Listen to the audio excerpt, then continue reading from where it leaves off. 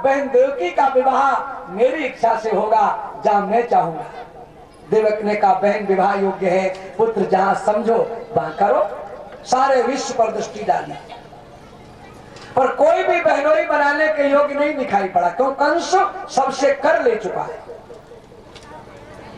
अंतिम निर्णय लिया बुद्धि से, जहां 6 बहनें हैं वही 7वीं को भी अर्पित करना उचित होगा। और वसुदेव जी को तिलक कर दिया, सुंदर लग्न निश्चित कर दी। सुंदर लग्न मुहूर्त में बारात आई, वैवाहिक कार्य संपन्न हुआ। कई दिन तक बारात रुकी। जब विदाई का समय आया, सैकड़ों दिव्य रथों में कंस ने एक सुंदर दिव्य रथ सजवाया, जिस पर बहन बहनोई को बिठा के स्वयं भेजने चला। श्लोक कह रहा है, उग्रसेन सुता कंसा स्वसु प्रिय चिकीर्षया रश्मीन हया नाम जग्राह रोकमयी रथ सतैर्वता। सैकड़ों रथों के बीच चलते समय बोला, चाचा सभी बहनों को दहेज दिया गया।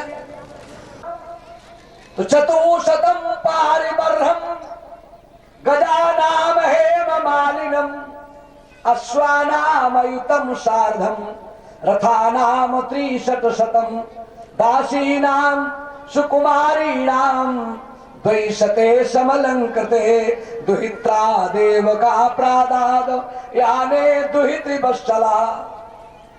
400 हाथी सोने की झूल मालाओं से सजाकर,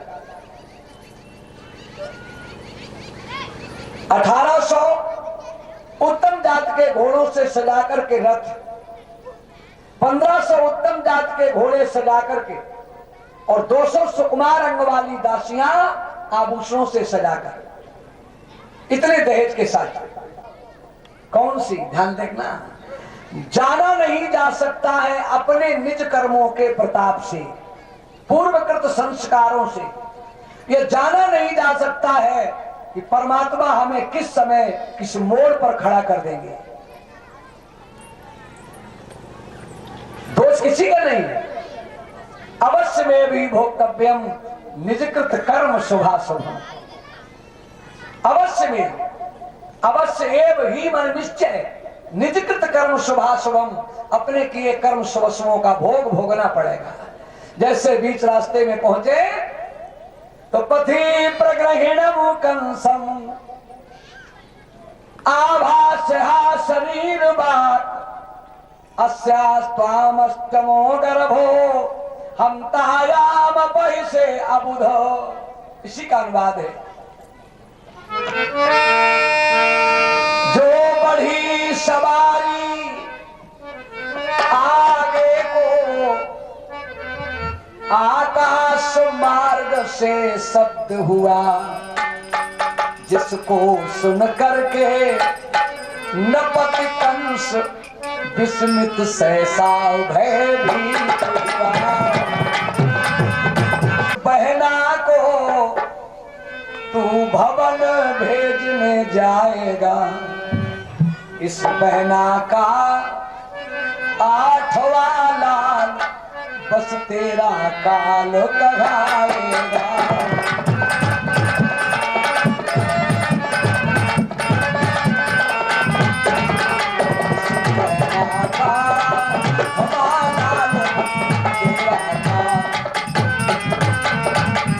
बार खींच के और पकड़ लिए बहन की बात। देखो ध्यान रखना, वैसे तो नारी पर कभी भी हाथ नहीं उठाना चाहिए, और कदाचित हाथ उठा दिया तो कोई बात नहीं, इतनी खास बात नहीं, लेकिन बालों पर हाथ नहीं डालना चाहिए। चाहे बेटी हो, चाहे बहन हो, चाहे माँ हो, चाहे पत्नी हो, कोई भी हो। अगर तुमने नारी के बालों पर हाथ डाल दिया तो तुम्हारा विनाश सुनिश्चित है। जिसने नारी के बालों पर हाथ डाला उसका विनाश हुआ। रावण ने नारी के बालों पर हाथ डाला है। किसके बालों पर पता है? देवी भागवत का लेख है। और बंबई छापा ज्वाला प्रसाद जी की रामायण जो रामकृष्ण मानस आती है, उसमें छेपक में दिया गया है। कुशध्वज ऋषि की कन्या वेदवती के बालों को पकड़ा है रावण ने, और वही वेदवती सीता बनकर के लंका में गई है। बोलो। और कंस ने देवकी के बालों पर हाथ डाला है। सभी का विनाश हुआ कि नहीं? इसलिए भूल करके कितना भी क्रोध आ जाए, पर किसी अबला के बालों पर हाथ मत डालना। रात्रि में धूपतारे को, दिन में सूर्य को साक्षी किया, भगवान विष्णु को साक्षी करके वचन दिए, गणेश गौरी नवग्रह देवताओं को साक्षी किया, और वो तुरंत मेरे सामने मारी जाए तो मैं पति कहलाने का अधिकारी नहीं। लेकिन नीच के सामने मेरी क्या चलेगी, इसलिए बड़ी बुद्धि से काम लिया, बड़ी शांति से काम लिया। देखो हमारे धर्म शास्त्रों में प्रमुख 4 नीतियां हैं तो बहुत नीतियां, लेकिन महान और प्रमुख 4 नीतियां हैं।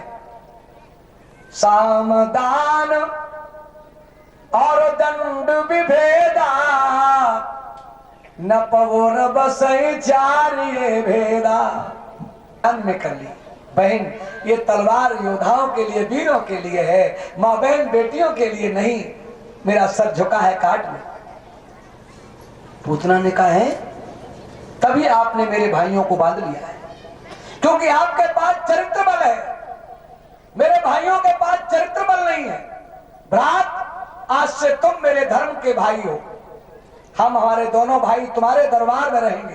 कोई कष्ट आएगा पहले हम हमारे भाई अपने ऊपर लेंगे, बाद में आपके पास आने देंगे। वही वसुदेव जी कह रहे हैं। गर्भ संहिता का अर्थ है यहां तुमने भोज वंश में यश कमाया है, किसी अबला पर हथियार नहीं उठाया, कुदृष्टि नहीं डाली, और आज वो बहन को मारने जा रहा है, जबकि वो दूसरे की हो चुकी है। कंस ने कहा आपत्ति काले मर्यादा नास्ति, आपत्ति काल में मर्यादा नहीं होती, मैं काल को कैसे छोड़ दूं? वसुदेव जी ने कहा राजन ये भ्रम है। मनुष्य चाहे कितना भी उपाय करे, जीव चाहे कितना भी उपाय करे, मौत तो उसके साथ में ही जन्म लेती है। हम सब आपको समर्पित कर देंगे, बहन को छोड़। उस समय सत्य बोलने वालों में वसुदेव जी का नाम गिना जाता था। कहा ठीक है, अब आप बटेश्वर नहीं जाएंगे, आदि मथुरा में मैं आपको दे दी। बोला मथुरा से कहां जाएंगे, आधा राज्य वापस हो गया। धीरे धीरे समय व्यतीत हुआ, माता के उदर से प्रथम बालक का जन्म हुआ। वसुदेव जी सीधे प्रसूति गृह में गए, सीधे उठाया बालक। देवकी रो पड़ी, स्वामी संसार समाज क्या कहेगा, पहले तो आपको प्रसूति गृह में नहीं आना था, आए तो बालक को क्यों उठा रहे हो? हृदय को पत्थर बनाकर बोले देवकी जन्म से पहले संकल्प हो चुका है। बिलकती मैया को छोड़ के कंस के सामने लेके गए, कंस का हृदय द्रवित हो गया। धन्य है राजन, तुम्हें ले जा, इस बालक से हमें कोई भय नहीं। नारायण नारायण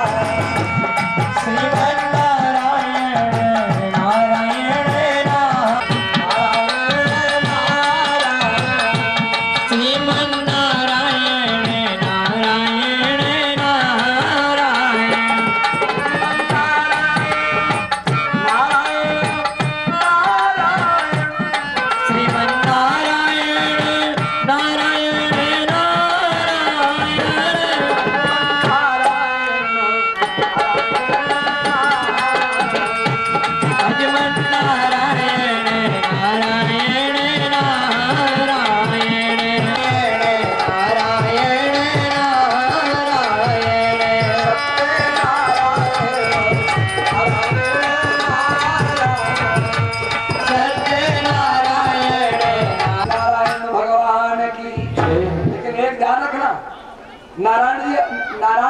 नारद जी अपनी तरफ से नहीं आए, भगवान ने नारद को भेजा।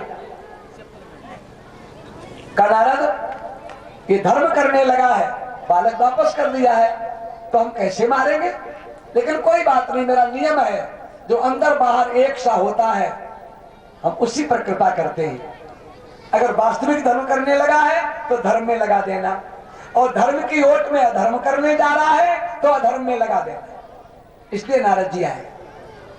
कंस ने बड़ा आदर किया, दिव्यासन पर बिठाया, मस्तक चरणों में डाला और कहा बड़ी कृपा की है प्रभु। नारद जी बोले कृपा तो की है, लेकिन लाला कंस ये बता कि तू पागल कब से हो गया? कब पागल? हाँ, अरे जो अपने काल को छोड़ दे वो पागल नहीं तो और क्या? तूने जो बालक छोड़ा वही तेरा काल है। कंस ने कहा महाराज आकाशवाणी ने तो 8वें के लिए कहा, प्रथम लाल काल कैसे हो सकता है? एक 8 कली का फूल झोली से निकाला और कहा ले गिन, कलियां कितनी है? कहा 8। के यहां से छोड़ कर गिन, कितनी है? 8। के यहां से छोड़ यहां से गिन, कितनी है? 8। एक एक करके सब बन जाए। यदि कल्याण चाहे तो एक भी मत छोड़े। कंस ने कहा जाओ बालक को ले आओ, और नारद बाबा ने प्रस्थान। दुष्ट ने पत्थर पर पटक कर बालक को समाप्त कर दिया।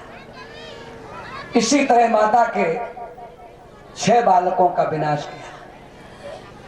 सप्तमो वैष्णवो धाम यमनंतम प्रचक्षते गर्भो बभूव देवक्या हर्ष शोक विवर्धना। 7वीं बार भगवान शेष माता के उदर में आए। मां को हर्ष भी हुआ, शोक भी हुआ। हर्ष इसलिए हुआ कि हो सकता है यही बच जाए, शोक इसलिए हुआ कि जब 6 मारेंगे तो कौन बचाएगा इसको। इधर भगवान ने माया को बुलाया, योग माया को, माए ब्रज में जाओ, मेरे अभिन्न अंग शेष देवकी के उदर में निवास कर रहे हैं, उनको खींच करके वसुदेव की प्रिय पत्नी रोहिणी उनके मित्र नंद के यहाँ निवास कर रही है, और कंस के भय से पर्वतों की गुफाओं में निवास कर। देवकी का 7वां गर्भ रोहिणी के गर्भ में स्थापित करता, देवकी का बालक बन जाऊं, तुम कारागृह में पहुंच जाना, मैं गोकुल पहुंच जाऊं। माया ने कहा प्रभु ये मेरे बस की बात नहीं। माता के उदर में बारीक खाल की झिल्ली में दोनों पैरों के बीच मस्तक बंधा होता, माँ का खाया अन्न जल मलमूत्र बनकर बड़ी वेदना पहुंचाता है। मुझे सौरभ नरक में नहीं जाना है। भगवान ने कहा देवी हम तुम्हें वरदान देते हैं, संसार के लोग तुम्हारी पूजा करेंगे अनेक नामों से। अब ये भी तो पूजा का समय गया है ना। दुर्गेति भद्रकालीति विजया वैष्णवीति च कुमुदा चंडिका कृष्णा माधवी कन्यकेति जो माया नारायणी शानी शारदा अंबिकेति जो ये कहा इन नामों से पूजा हो। देवी ने देवकी का 7वां गर्भ खींचकर रोहिणी के गर्भ में स्थापित कर दिया, जहां भगवान शेष केवल 2.5 महीने गर्भ में रुके। ब्रज में अचंबा हो गया, पता नहीं लगा रोहिणी के बालक हुआ। और उधर कंस को पता लगा कि देवकी का 7वां गर्भ नष्ट हो गया। बोले मेरे भय से 8वें की प्रतीक्षा करो। और एक बात बड़ी रहस्य की बताऊं, गर्भवती मां बहन बेटी के मुखाकृति को आप देखें, गर्भवती मां बहन बेटी के मुखाकृति को देखें, जिसमें मुख की कांति विशेष बढ़े तो समझ लेना इसके गर्भ में पलने वाला बालक या बालिका महान तेजस्वी होगा। और जिसकी मुखाकृति धूमिल पड़ जाए समझ लेना इसके गर्भ में पलने वाला बालक बालिका दुष्ट स्वभाव का होगा। यही हाथों में हथकड़ी, पैरों में बेड़ियां, गले में तोक, संगीन पहरेदार, ताले लटका दिए। अब समझ लीजिए, ध्यान रखना, भगवान साधना से बहुत कम मिले हैं लोगों को। जिन्होंने भगवान को पाने के लिए जितनी यातना सही है, भगवान उतनी जल्दी आए हैं। भादव का महीना, कृष्ण पक्ष अष्टमी तिथि, बुधवार का दिन, अर्धरात्रि, रोहिणी नक्षत्र, जिस समय मंदम मंदम जलधरा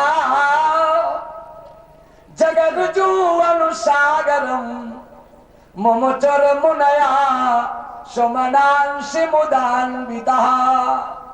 मंद मंद वर्षा की बूंदें पड़ रही हैं, बादल गर्जना कर रहे हैं। इसी बीच में सिद्ध गंधर्व देवता पुष्पों की वर्षा कर रहे हैं। इसी मध्य में भगवान कारागृह में देवकी वसुदेव के समक्ष तमदभुतम बालक अंबुजे क्षणम चतुर्भुजम शंख गदायुधायुधम। इस भगवान के सिंहासन में यही भगवान का रूप है जो भागवत में वर्णित है। मुझे वहां भेज दो, क्योंकि ब्रह्मा ने नंद यशोदा को मेरे द्वारा पुत्र सुख प्राप्त होने का वरदान दिया है। इतना कहते कहते भगवान साधारण बालक बन गए। वसुदेव व्याकुल थे, हाथों में हथकड़ी, पैरों में बेड़ियां, गले में तो संगीन पहरेदार, ताले लटक रहे। कैसे ले जाऊं मैं अपने लाल को? हमारी माँ बहनें बेटियां अनाज को साफ करती हैं सूप के द्वारा, कचरा बाहर माल अंदर।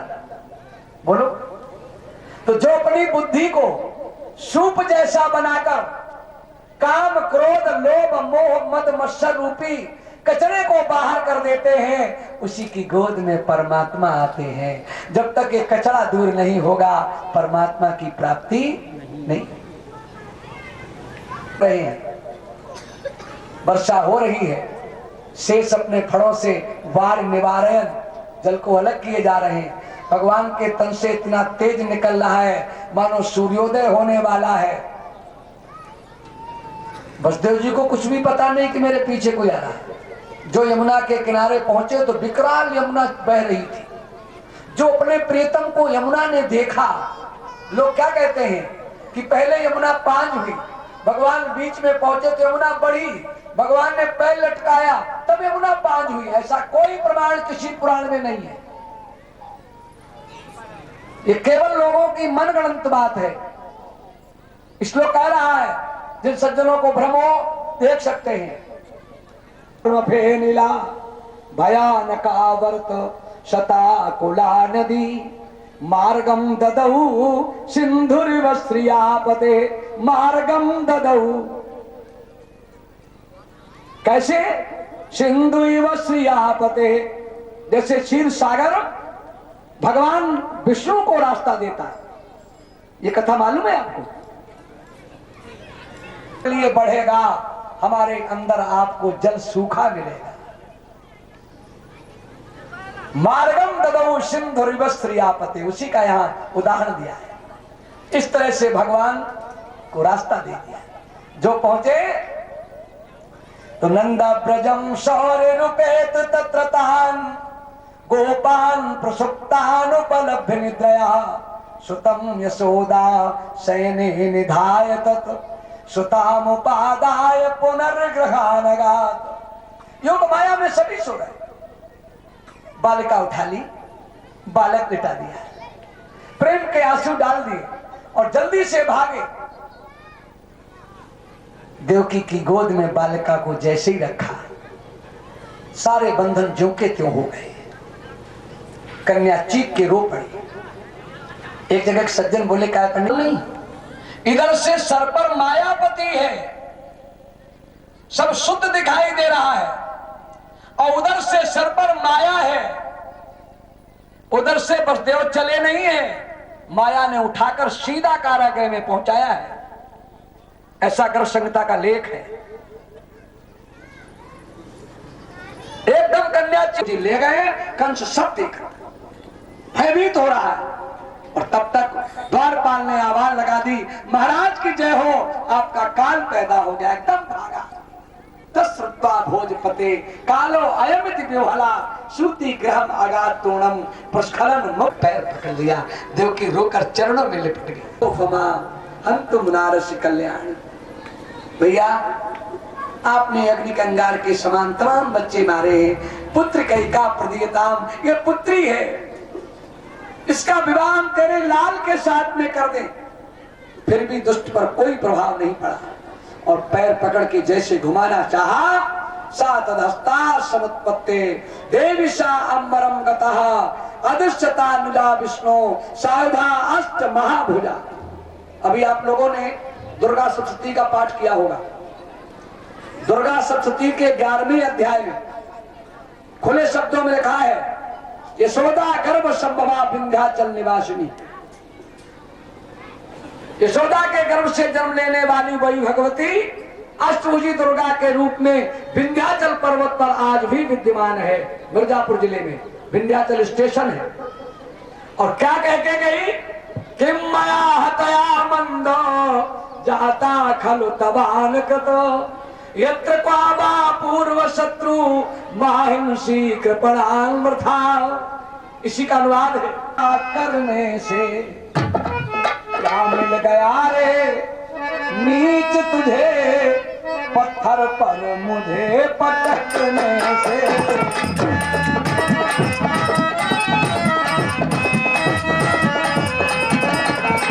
क्या मिल गया रे नीच तुझे, पत्थर पर मुझे।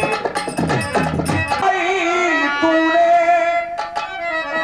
ये भारी पाप कमाया है, वो तुझे मारने वाला तो मुझसे पहले यहाँ आया है।